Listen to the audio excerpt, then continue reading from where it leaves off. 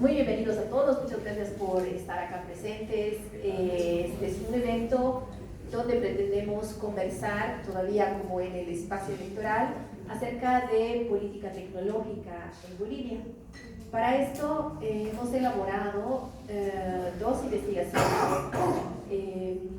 desde la Fundación Internet Bolivia, que vamos a presentar brevemente ahora. Y tenemos a tres candidatas y candidato invitados esta noche que van a comentar estos estudios y van a comentar también las propuestas de gobierno, las propuestas que ellos han estado elaborando para la política tecnológica en el país. Sabemos que lamentablemente pues la política tecnológica no ha tenido un espacio muy amplio en las propuestas de gobierno y tampoco hemos podido contar con un debate muy amplio del tema. Por eso creo que esa es una de las explicaciones de la cantidad de personas que tenemos esta noche acá, lo cual nos halaga mucho. Estamos esperando a Valeria Silva, que acaba de llegar. Hola Valeria, perfecto, ya estamos aquí.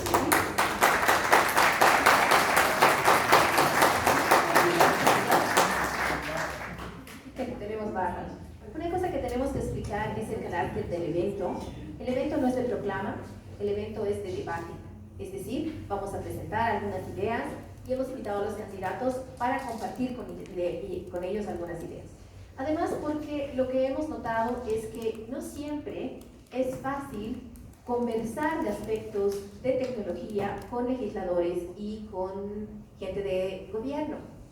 Hay agencias que son especializadas en esto, tanto en gobiernos locales, tenemos aquí representantes del gobierno municipal de La Paz, como del gobierno nacional, pero después no es muy común que la gente, tanto legisladores y la gente del Ejecutivo, conozca estas temáticas. Por eso nos interesa desde ahora conversar con las personas que están candidateando y que probablemente van a ser representantes nuestros para tender lazos y poder generar políticas públicas más informales. Bueno, ahora vamos a comenzar. Les cuento un poquito cómo va a ser esto. Tenemos dos presentaciones de estos dos documentos, dos investigaciones que estamos elaborando.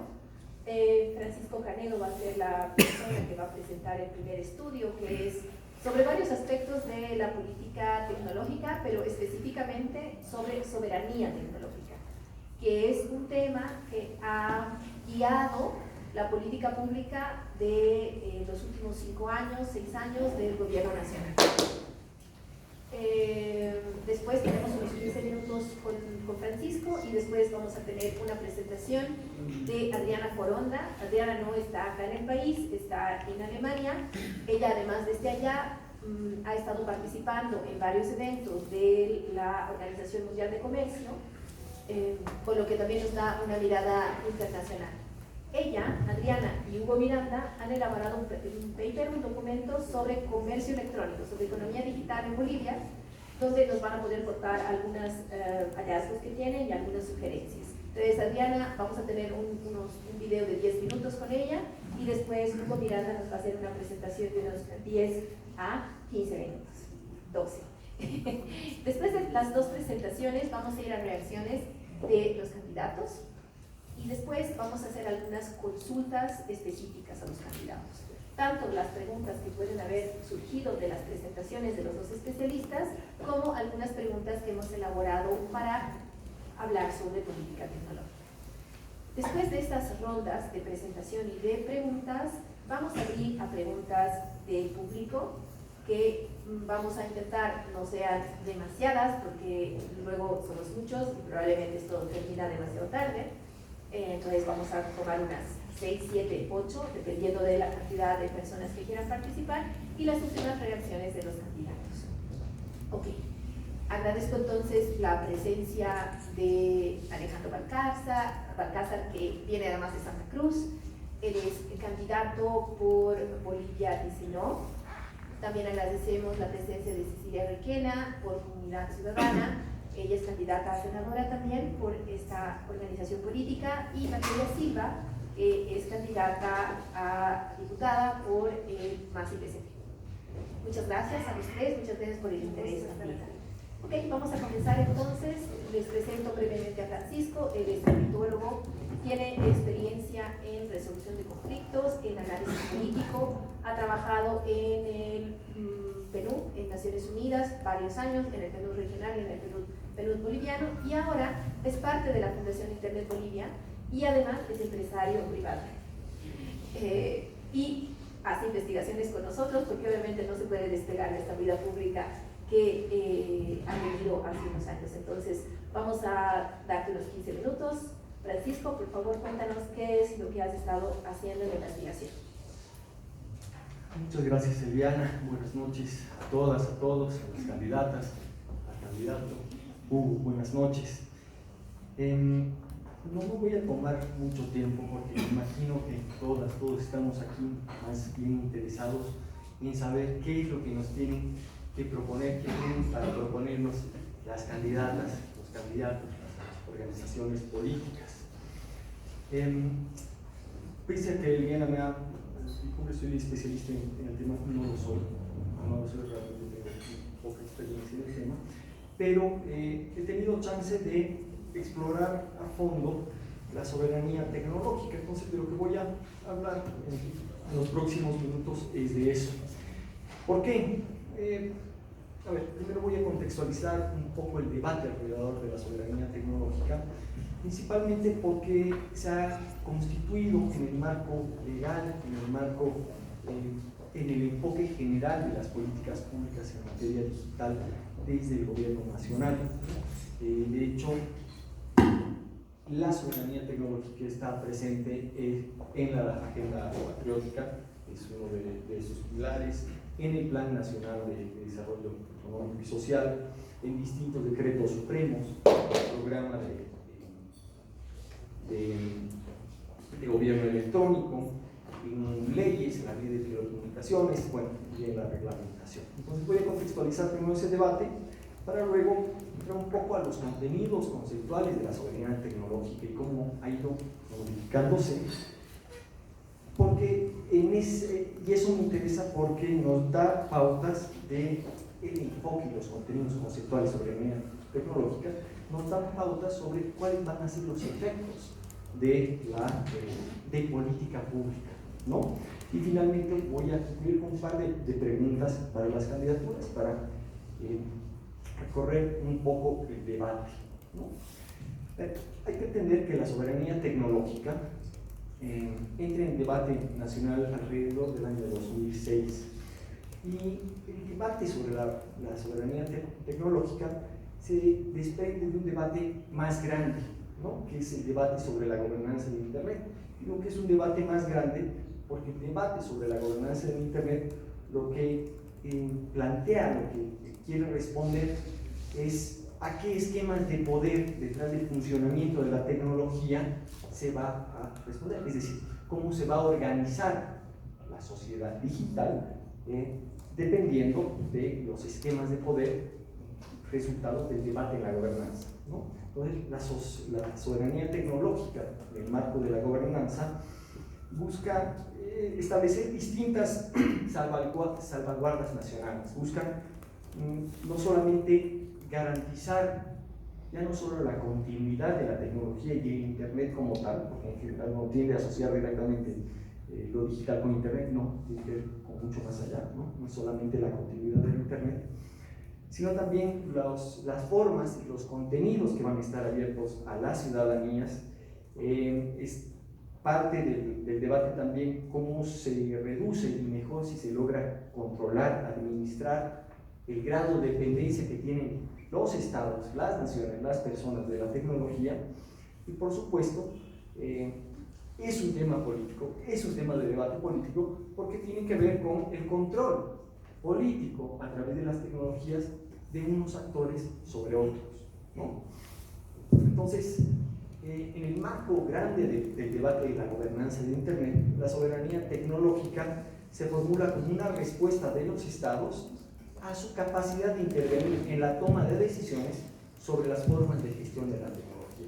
Es entonces no solamente político y al ser político estratégico, sino es fundamental para una era como la que estamos viviendo, que es hiperconectada y en la que la tecnología juega un rol fundamental no solamente en en la reproducción de la vida misma, me refiero a la reproducción social de la ciudadanía, sino también en la formulación de políticas y en la relación, y en el tejer una nueva relación del Estado con la ciudadanía, ¿no? Y hay cuidado, porque dependiendo de las visiones de soberanía tecnológica, podemos ser ciudadanos, o podemos ser reducidos a usuarios y usuarias, ¿no? Entonces, ahí está la clave de la soberanía tecnológica y el debate alrededor de la soberanía tecnológica en el marco grande de la gobernanza. Ahora, cuando se habla de soberanía tecnológica, se habla de la gobernanza en Internet, hay dos grandes visiones, ¿no? En el mundo. Una visión que es la multipartita, ¿no? Que implica que la gobernanza en Internet, el uso de la tecnología, la gestión de las capacidades alrededor de la tecnología son y deben ser de negociación, de decisión de varios actores, ¿no? No solamente de las grandes empresas privadas o de las medianas y pequeñas empresas privadas que generan tecnología, no solamente de los estados que también utilizan y producen tecnología, sino también de la ciudadanía, de los ciudadanos y la sociedad civil. Entonces, una visión es la de la multipartita, ¿no? Que dice, bueno, aquí todos tenemos las mismas condiciones de negociación al margen de nuestros pesos políticos relativos, ¿no? O nuestro desarrollo tecnológico relativo, si hablamos de naciones, por ejemplo. Y el otro gran enfoque es el de la multilateralidad. Este enfoque responde más a una visión de los estados, ¿no? Es decir, no, aquí los que tienen que negociar, los que tienen que generar las condiciones y poner las condiciones para la administración, control, gestión de la tecnología son los estados, ¿no? Y por lo tanto hay una relación, no voy a decir jerárquica, pero sí diferenciado de niveles decisionales o de temas decisionales que pueden ser asumidos dependiendo de los actores. Bolivia no tiene una posición del todo clara, aunque ha tendido a adherirse a una visión multipartita, ¿no? De hecho, a partir de eso lo sabemos a partir de una investigación que hizo precisamente Eliana, ¿no? Bolivia se adhiere a una visión más multipartita, es decir, asume que hay muchos actores interesados y que todos los actores interesados deben tener voz en ese debate, pero aquí cabe la pregunta de, bueno, esa posición nacional, esa posición del Estado boliviano de adherirse a una visión más multipartita, responde a una táctica, una política o una estrategia como país, en sentido de que como tiene cierto rezago relativo en la generación de tecnología, no esté en igualdad de condiciones para negociar con otros estados, puede ser esa una de las razones por que se adhiere esa posición, o es más bien una posición de coherencia más genuina con el despliegue de las políticas públicas que quiere desplegar en el país, ¿no? Y la visión a través de la cual se va a relacionar también con otros estados, ¿no? También queda la pregunta para las candidatas y el candidato, ¿no? O sea, ¿cuál debería ser la posición? ¿Qué posición plantean sus organizaciones políticas que asume el país sobre la soberanía tecnológica, sobre el multilateralismo y sobre las posiciones multipartitas, ¿no? ¿Y por qué? Ahora, en la soberanía tecnológica es importante anotar, vuelvo atrás, es muy importante también saber que el concepto de soberanía tecnológica desciende del concepto de soberanía alimentaria, ¿no? Y por lo tanto, en un principio, la idea de soberanía tecnológica estaba antes vinculada a derechos, ¿no? Sin embargo, las filtraciones del caso Snowden obviamente sacudieron a todo el globo, a todos los estados, y ese sacudón de las filtraciones llevó a que se privilegien algunos contenidos de la soberanía tecnológica antes que otros, ¿no? Entonces, si antes había cierta igualdad en los contenidos de soberanía tecnológica en cuanto a derechos y en cuanto a seguridad, después de Snowden se carga más la parte de seguridad, obviamente, ¿no? Entonces como que contamina el debate, pero también le genera atracción, ¿no? Y empieza a verse el tema de la soberanía tecnológica realmente como fundamental, como estratégico. Ahora, reenfocado el debate sobre la soberanía tecnológica al campo de la vigilancia externa, se generan tres grandes posturas, no ya sobre la gobernanza, sino sobre la soberanía tecnológica, ¿no? Por un lado, está esta visión del nacionalismo tecnológico chino, ¿no? Es el modelo icónico, digamos, que propugna o que plantea un modelo que combina al Estado con la empresa privada, ¿no? Pero esa combinación implica la explotación de data para beneficio de esos actores, ¿no? Como pueden ver, los actores privilegiados en esta visión son el Estado, ¿no? Y las empresas en general con cierta participación estatal. Otro de los enfoques es el que se denomina GAFA, ¿no? GAFA viene de Google, Amazon, Facebook, Yahoo. Y este enfoque está más vinculado a dejar a privilegiar la gestión privada y desregulada de los datos, ¿no? Entonces tenemos por un lado un nacionalismo tecnológico, por el otro tenemos más bien una visión desreguladora de la tecnología, de las redes y el control en general de las tecnologías. Finalmente, hay un tercer enfoque, que es el enfoque de la regulación general de la protección de datos, que es una iniciativa de la Unión Europea, que sí enfoca la soberanía tecnológica en la ciudadanía, en los ciudadanos y en las ciudadanas, ¿no?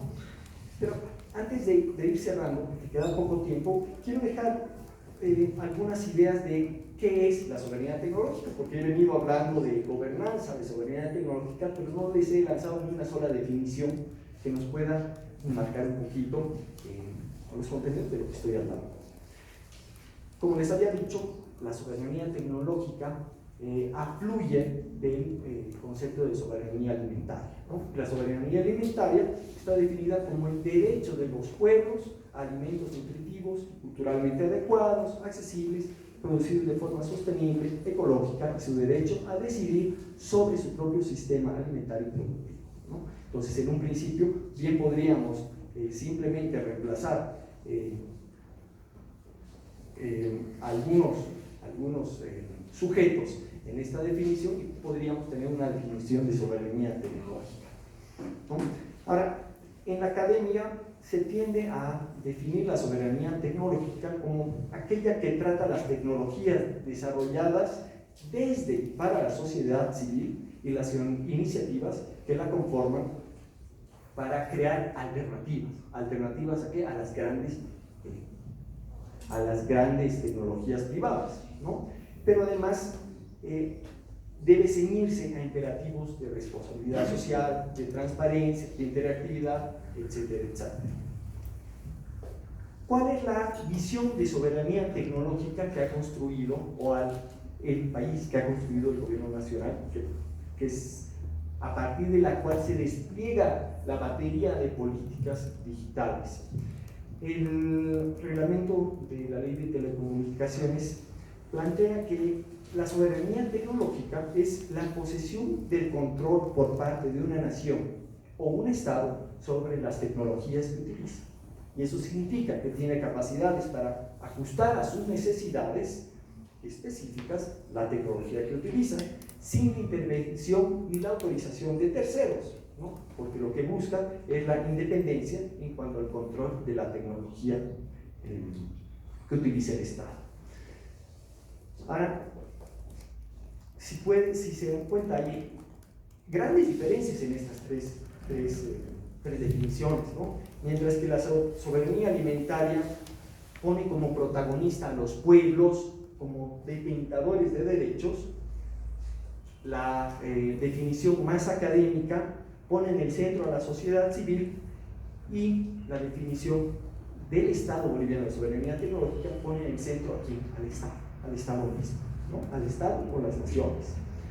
Mientras que la soberanía alimentaria tiene como objetivo, la definición de soberanía alimentaria reafirma derechos, la definición de la academia lo que hace es proponer la generación de tecnologías transparentes y alternativas, ¿no?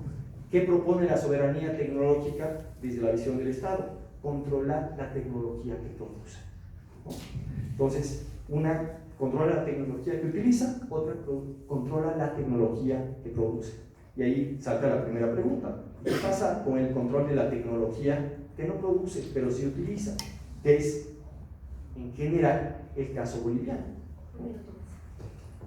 Ya para ir cerrando, perdón, una última diferencia entre estas conceptualizaciones está en qué bienes públicos buscan producir, ¿no? Una y otra definición de soberanía tecnológica. La de soberanía alimentaria busca producción económica, social y ambientalmente sustentable, ¿no? Y lo mismo podemos decir de una definición, si ustedes quieren, primigenia de soberanía tecnológica. Los bienes que quiere producir la soberanía tecnológica definida desde la academia es la independencia respecto a compañías, empresas, personas. Y el bien que quiere producir la soberanía tecnológica desde la visión estatal es precisamente generar capacidades estatales.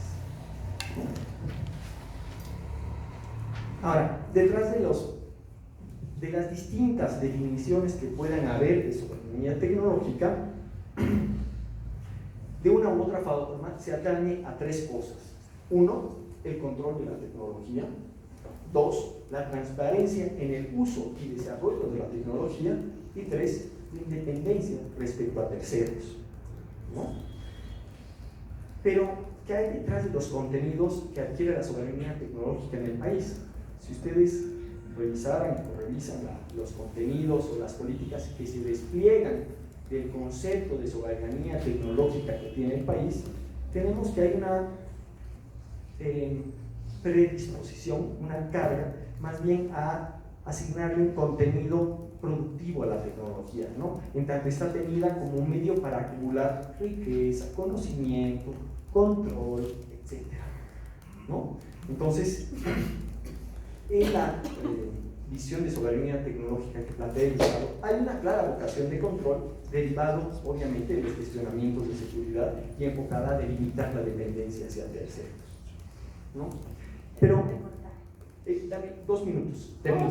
Un minuto, ok, solamente termino con una idea.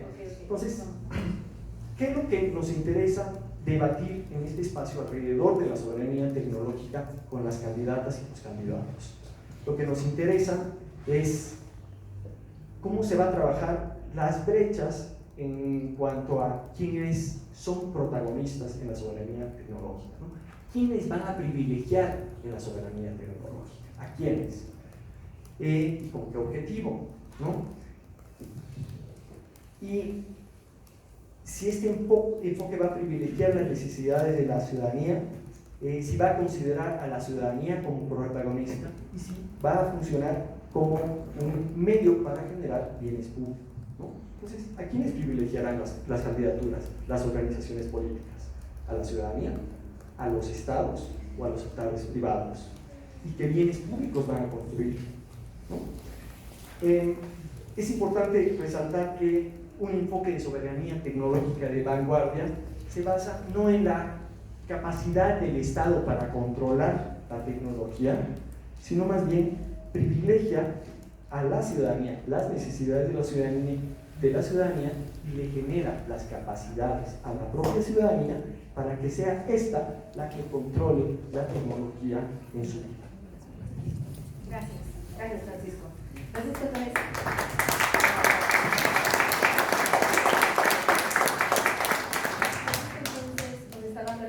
Para responder a esta pregunta de gobernanza, que es ¿quién gobierna Internet? ¿Sí? ¿Quién toma las decisiones de Internet? Esa es una pregunta global normalmente, pero también tiene un paralelo internacional. ¿Quién gobierna Internet en el país? ¿Quién debe tomar las decisiones o quién toma las decisiones de cómo va a funcionar y para quiénes va a funcionar Internet. Y lo segundo es para quiénes, o sea, está pensada la tecnología o vamos a pensar la tecnología como la soberanía tecnológica como una soberanía estatal tecnológica, vamos a pensar la soberanía como una soberanía individual de la sociedad, o vamos a pensar la soberanía como un elemento de independencia económica, es decir, de desarrollo económico. Esas son las preguntas abiertas por el momento. Ahora vamos a escucharla a Adriana Foronda. Adriana, allá en el video, si quieren podemos así ponernos un poquito. Adriana es, un momentito, es licenciada en Relaciones Internacionales y ella ha estado haciendo un trabajo en temas de tecnología, pero sobre todo relacionadas a comercio electrónico, es decir, sería la respuesta a la tercera pregunta del Francisco, que es, pues vamos a ver cómo los actores económicos pueden utilizar este espacio tecnológico para crecer. Adriana, como les decía, está en Alemania y está muy interesada en los procesos de la Organización Mundial de Comercio. En la Organización Mundial de Comercio, el tema nuevo hace 15 años, 20 años, es comercio electrónico. Cuando los temas como más tradicionales eran pesca, agricultura, donde obviamente el país tiene un decir, tiene una posición. Ahora un tema central es, de hecho en la última reunión, el tema central ha sido comercio electrónico y en este tema el país aún no ha presentado una posición oficial. Ahora vamos a escucharla a Adriana contándonos algunos temas de brecha digital, entiendo, y de qué más iba a desarrollar ella. Protección de datos personales. Ok, ahora sí, por favor, el video. Buenas noches a todas y todos. Agradezco a la FES Bolivia y a la Fundación internetbolivia.org por haber organizado este evento. Es para mí un gusto poder estar aquí de manera virtual. Les pido disculpas por mi ausencia, pero no quería dejar de aprovechar esta oportunidad para hablar sobre este tema y para lanzar un par de preguntas a los candidatos. El título es de ya bastante ambicioso. ¿Cuál es el futuro digital de Bolivia? Desde mi punto de vista, el futuro digital de Bolivia va a depender considerablemente de la importancia que el gobierno electo le dé en los próximos años. De hecho, es tan importante que se tome este tema con la mayor celeridad y predisposición posible, ya que esto conlleva a posibles dos escenarios.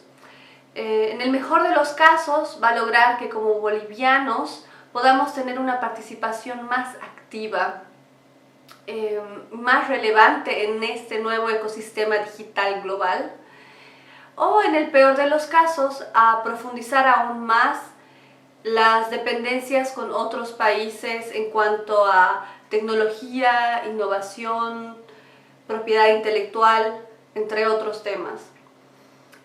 Para hablar de economía digital tenemos que hablar de un sinfín de temáticas. Hablamos de capacidades especializadas, de un mercado laboral nuevo, de empresas actuales que tienen que innovar en sus procesos de producción, de distribución y comercialización para hacerlos más eficientes, de hecho digitalizar muchos procesos. Y también hablamos, por ejemplo, en la temática de comercio electrónico, de una infraestructura financiera más eficiente y de una logística de servicios que funcione. En fin, es una serie de factores que logran movilizar la economía digital. Pero para hablar de economía digital no podemos separar la temática económica y es importante entender también la relevancia que tienen los otros sectores, como el sector social, de educación, de acceso a servicios, de derechos políticos. Al final son todas piezas importantes para que el futuro digital en Bolivia avance y por ende la economía digital. Muchos de estos temas van a ser expuestos esta noche, así que permítame hablar de manera puntual de dos puntos y lanzar un par de preguntas al respecto. el factor esencial, el más importante, como todos sabemos, es el acceso a Internet. Es importante reconocer que este tema de acceso a Internet ya no es una prioridad en muchos países, por lo que nos pone en gran desventaja si vemos cuál es la posición de Bolivia en el mundo, en este mundo digital. La posibilidad de que dejemos de ser solo receptores de lo que otros países innovan y crean en distintos sectores y de que seamos participantes activos va a depender 100% de lo que el gobierno electo realice en temas de infraestructura. Según datos de la ATT, del total de las conexiones registradas a Internet, el 94% se ejecuta mediante un móvil, el 5% mediante conexiones fijas, y menos del 1% se la hace mediante conexiones inalámbricas. El uso de Internet mediante un móvil limita lo que se puede hacer en Internet. Por lo tanto, el acceso a Internet, sobre todo el acceso a Internet de banda ancha, debería considerarse un servicio básico para la población, tanto urbana como rural, en los siguientes años. Sin embargo, esto implica necesariamente que se logren cubrir otros servicios básicos previos, sobre todo en el área rural, es decir, agua limpia, soberanía alimentaria, porque de nada sirve tener acceso a Internet si tu prioridad es conseguir comida y agua limpia para tu familia. Asimismo, el acceso a Internet, como sabemos, viene de la mano de su uso, ¿no?, como requisito principal. Un reciente documento de la Unión Internacional de Telecomunicaciones habla de la importancia de impulsar las habilidades básicas de Internet, como por ejemplo aprender a abrir un correo electrónico, buscar en Internet, pero sobre todo de que se pueda entender la importancia de impulsar las habilidades avanzadas, haciendo referencia a conocimientos relacionados a programación, a gestión de redes, por ejemplo. Al respecto, este organismo señala, y lo voy a citar, que además de garantizar las adecuadas oportunidades para que todos desarrollen habilidades digitales básicas, las estrategias nacionales de habilidades deben afianzar su posición en la economía digital, ofreciendo itinerarios para que algunos desarrollen también habilidades digitales más avanzadas y especializadas. En ese sentido, el gobierno puede desempeñar la función clave del cultivo de talentos para ocupar los empleos emergentes en la incipiente industria tecnológica y de este modo impulsar la futura expansión de la industria y la creación de empleo. En la actualidad existen una serie de proyectos y propuestas gubernamentales que creo que todos estamos al tanto de los mismos. Mi pregunta la primera pregunta va respecto a aquellas personas que todavía no cuentan con las habilidades básicas de uso de Internet. Quisiera saber cuál es su propuesta para que la brecha digital deje de ser tan amplia entre aquellas personas, por ejemplo, del área rural y las del área urbana.